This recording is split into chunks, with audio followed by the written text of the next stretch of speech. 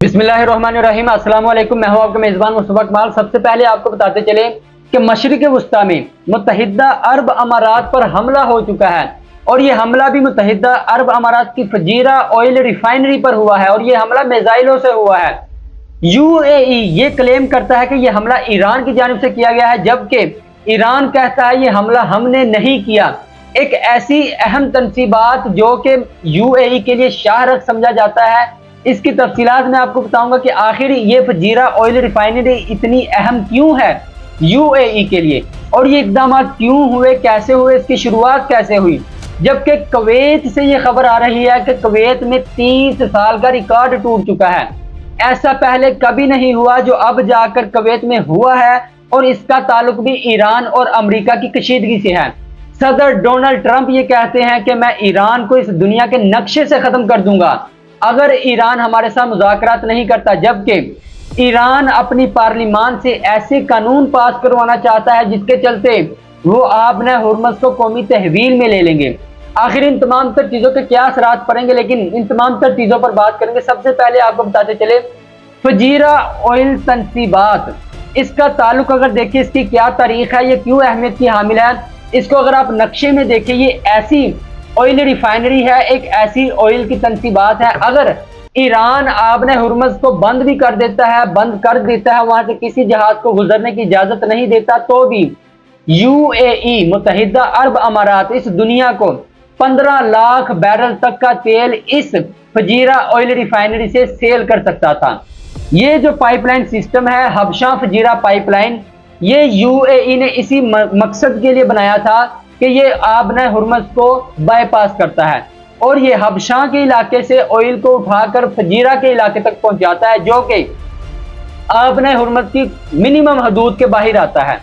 अब इन्हीं तमाम तर चीज़ों के चलते जहां यूएई मुत्तहिदा अरब अमारात 1.5 मिलियन बैरल तक का तेल दुनिया को सप्लाई कर सकता था, जिस तनसीब से, जिस ऑयल रिफाइनरी से, उसी ऑयल रिफाइनरी को निशाना बनाया जाना और निशाना भी मिसाइलों से बनाया जाना, ये वीडियोस आप देख सकते हैं। अब ये चीजें एक तरफ, अब यूएई मुत्तहिदा अरब अमारात ये इल्जाम लगाता है कि ये हमला ईरान ने किया है, जबकि ईरान कहता है ये हमला हमने नहीं किया, ये हमला हमने नहीं किया। ऑफिशियली ईरान कहता है, इसका ऐलान करता है कि ये हमला हमारे से नहीं हुआ, ये एक फॉल्स फ्लैग ऑपरेशन है।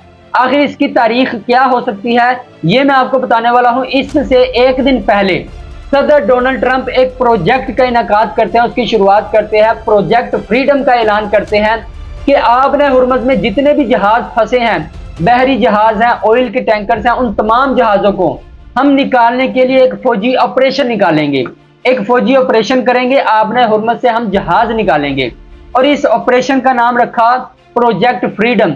इन्हीं चीजों के चलते ईरान ने कहा कि अगर तुम आबने हुर्मुज़ में दाखिल हुए, अगर तुम्हारे फौजी जहाज, फौजी बेरे आबने हुर्मुज़ में दाखिल हुए, तो हम उनको निशाना बनाएंगे, हम उन बहरी जहाजों का हाल भी वही करेंगे जो तुम्हारे अड्डों का किया। यानी कि अमेरिका सुपर पावर को ईरान जैसा मुल्क धमकियां लगाता है कि अगर तुम आबने हुर्मुज़ में दाखिल हुए तो तुम्हारी ऐसी की तैसी फेर देंगे, तुम यहाँ आकर दिखाओ। अभी ये तमाम तर चीजें थी। अमेरिका ने, सेंटकॉम ने ये ऐलान किया कि हमने तकरीबन 6 के करीब जो ईरान के पासदाराना इनकलाब के जो इस्तेमाल में छोटी कश्तियां हैं उनको निशाना बनाया। ईरान ने इसकी तरदीद की, ईरान ने कहा हमने तुम्हारे जहाजों को निशाना बनाया, अमेरिका ने इसकी तरदीद की। अब जाकर ये खबर आई है कि ईरान ने ये ऐलान किया है कि ये जो तुमने जहाजों को निशाना बनाया वो तो अवामी जो बहरी जहाज थे उनके इस्तेमाल में थी। वो जो छोटी 2 कश्तियां थी उनमें 5 अफराद हलाक हुए। वो जो हमला किया सदर डोनाल्ड ट्रंप की ईमा पर अमेरिका ने जो हमले किए उसमें ईरान की जो फौज थी उसको नुकसान नहीं पहुंचा, लेकिन 2 छोटी कश्तियां जो कि अवाम के इस्तेमाल में थी उनको निशाना बनाया। और तुम ये समझते हो कि ये तुमने ईरान की पासदाराने इनकलाब के जो जेर इस्तेमाल IRGC के जेर इस्तेमाल कश्तियां उनको निशाना बनाया। अब ये वो तमाम तर चीजें थी। आखिर ये हमला अगर अमेरिका और इसराइल ने फॉल्स फ्लैग ऑपरेशन किया है तो इससे अमेरिका को क्या हासिल होगा। पहले की जो जंग थी वहां पर ये जो जंग जारी थी, 1 महीना ये जो जंग जारी रही, वहां पर अमेरिका पर, सारी दुनिया पर दबाव था, क्योंकि ये हमला अमेरिका और इसराइल ने मिलकर किया। और ईरान कहता था क्योंकि तुमने आयतुल्लाह अली खामनाई को शहीद कर दिया, क्योंकि तुमने मिनाब में 150 से ज्यादा बच्चियों को शहीद कर दिया, तो इसमें एक हमदर्दी का जो तासुर था वो ईरान को हासिल था। अब सवाल ये उठता है कि अगर अमेरिका दोबारा कशीदगी करना चाहता है तो अमेरिका ये मेक श्योर करेगा कि इस मर्तबा जो इखलाकी लिहाज से जो ताकत है वो दुनिया है, वो इखलाकी लिहाज से अमेरिका का साथ दे। और इन्हीं तमाम तर चीज़ों के चलते अगर ये फॉल्स फ्लैग ऑपरेशन हुआ है तो अमेरिका को जवाब मिल सकता है कि भाई ये हमला क्योंकि ईरान ने शुरू किया तो इसीलिए अब हम यूएई की हिफाजत के लिए दोबारा हमले करेंगे। अगर अमेरिका आबना हुर्मुज़ में दाखिल होता है, वहां पर अपने बहरी जहाज़ों को भेजता है, तो वहां पर अगर ईरान हमला करता है, क्योंकि ईरान ने खुले तौर पर ऐलान किया अगर तुम्हारे जहाज आए तो हम उन्हें निशाना बनाएंगे। अगर अमेरिका वहां पर जाता है, वियतनाम जैसा हाल हुआ, क्योंकि वियतनाम में भी एक बहरी झड़प हुई जिस पर इल्जाम लगाया गया कि वियतनाम ने हमारे बहरी जहाज़ों को निशाना बनाया, और वियतनाम में अमेरिका वहां पर जंग लड़ता रहा, कितने साल वहां जंग लड़ता रहा। अब ऐसा ही एक फॉल्स फ्लैग ऑपरेशन होगा कि अमेरिका कहता है हम जहाज़ों को निकालने के लिए जा रहे हैं, हम तो दुनिया की मदद करने जा रहे हैं, लेकिन ईरान कहता है कि तुम यहां मत आओ, अगर आपने हुर्मुज़ को खुलवाना है तो तुम बाहर की नाकाबंदी खोल दो, हम आपने हुर्मुज़ को खुद ही खोल देंगे। जबकि ये तमाम तर चीजें जेरे गौर हैं कि अमेरिका कहता है कि तुम आपने हुर्मुज़ को खोलो, तुम तमाम तर जो मुआहदात हैं उन पर साइन करो, तब जाकर हम नाकाबंदी खोलेंगे। ये तमाम तर चीजें ऐसी की वैसी हैं, लेकिन ये कशीदगी मजीद बढ़ती जा रही है एक ऐसे मौका पर जहां यूएई खुद एक मशकूक निगाह से देखा जा रहा है, क्योंकि मुत्तहिदा अरब अमारात ने पहले ओपेक से निकलने का फैसला किया। वो ऐसी तंजीम जिससे सऊदी अरब को झटका लगा। मुत्तहिदा अरब अमारात ने पाकिस्तान से अपना कर्जा वापस मांगा, जिससे पाकिस्तान को झटका लगा। मुत्तहिदा अरब अमारात ने पाकिस्तानी कम्युनिटी को बाहर निकालना शुरू कर दिया। मुत्तहिदा अरब अमारात से बगैर किसी नोटिस के 48 घंटे का अल्टीमेटम देते हुए पाकिस्तानियों को मुत्तहिदा अरब अमारात से निकाला जा रहा है। इससे भी पाकिस्तान को झटका लगा, और बड़ा झटका यह है कि मशरिक़ वुस्ता में मुत्तहिदा अरब अमारात की जो सिक्योरिटी है उसकी हिफाजत अब इसराइल करेगा।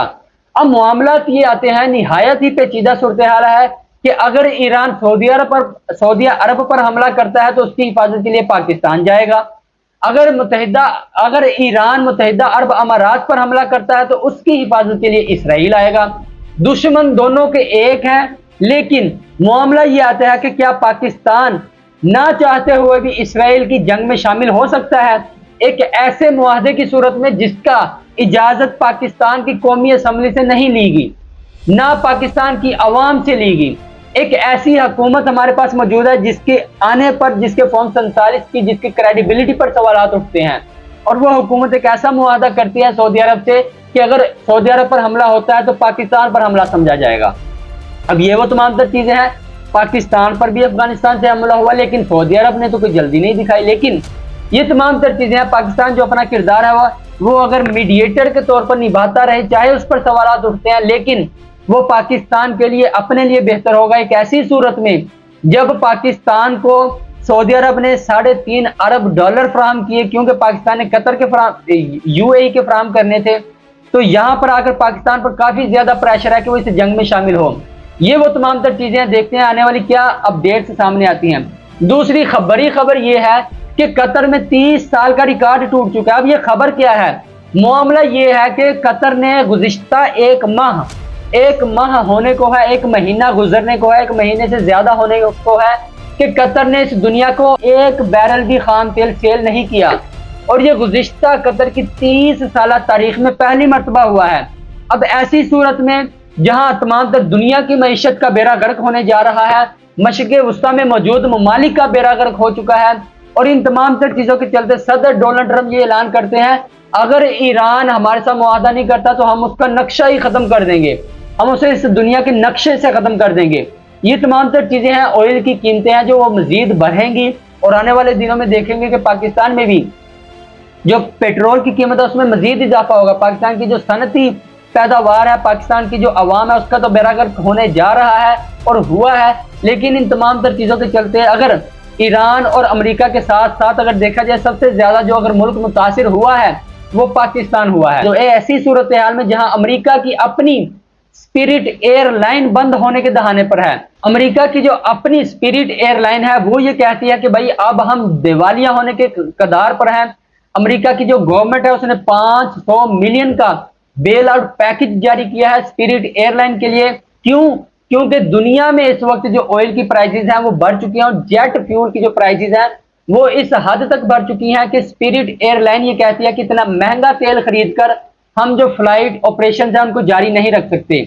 अब ये वो तमाम तर चीजें हैं, खुद अमेरिका में इसकी जो मीशत है उसका अमेरिका को खुद नुकसान हो रहा है, मशरिक वस्ता के ममालिक को नुकसान हो रहा है। और ऐसी सूरत में अगर ये फॉल्स फ्लैग ऑपरेशन होते हैं और एक बड़ी जंग छिड़ती है तो इससे दुनिया को मजीद नुकसान पहुंचेगा, दुनिया की मईशत को मजीद नुकसान पहुंचेगा। और वो भी ऐसी सूरत में जहां ईरान को ना चाहते हुए भी रूस और चाइना की सपोर्ट हासिल है, यानी कि ये जंग लंबी चलेगी और जितना लंबा चलेगा ये जंग उतना ज्यादा दुनिया को नुकसान पहुंचेगा। इसी के साथ साथ आपको बताते चले अमेरिका मशरिक वस्ता में 8 बिलियन का जो असलहा है वो सेल कर चुका है और वहां पर जो यूएई है उसकी हिफाजत इसराइल करने जा रहा है।